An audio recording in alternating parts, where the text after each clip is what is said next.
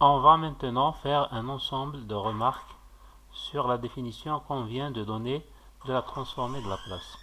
On a dit que la fonction x de t, pour laquelle on calcule une transformée, peut être réelle ou complexe. Pour une fonction complexe, on peut toujours la décomposer en une partie réelle xr de t et une partie imaginaire xi de t. La transformée, si on applique la même formule que précédemment, sera donnée par l'expression suivante. Donc ça sera la somme de la transformée de la partie réelle plus la transformée de la partie imaginaire. Bien sûr, à condition que ces deux transformées existent. Finalement, le calcul de la transformée d'un signal complexe revient au calcul de deux transformées de signaux réels. La transformée de la partie réelle, xr de t, et la transformée de la partie imaginaire, xi de t. La deuxième remarque va concerner la définition de ce qu'on appelle la transformée de la place bilatérale. Dans la transformée de la place classique, on intègre de 0 à plus l'infini. On peut définir une transformée bilatérale qui veut dire des deux côtés de la droite réelle, de moins l'infini à 0 pour un côté et de 0 à plus l'infini pour l'autre.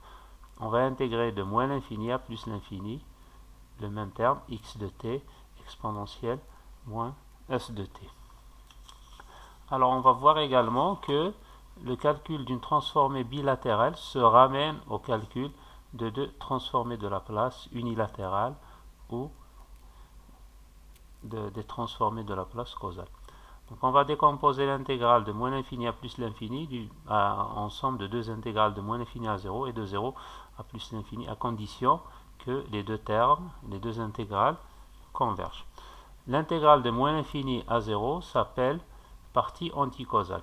On a appelé un signal causal un signal qui est nul pour t inférieur strictement à 0 et non nul pour les parties positives. Et un signal anticausal est un signal qui est nul pour la partie positive et non nul pour la partie négative.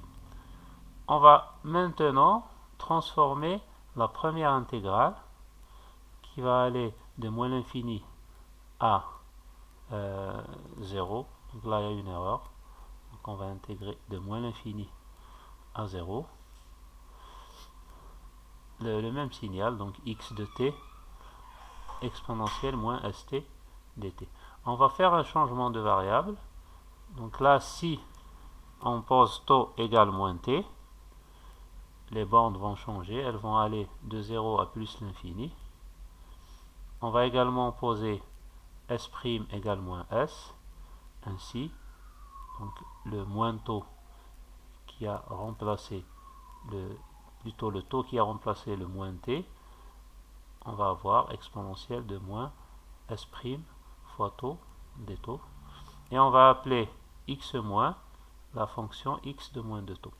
Donc vous voyez que on a ramené cette intégrale de moins l'infini à 0 en une intégrale de 0 à plus l'infini de la même forme qu'une transformée de la place unilatérale.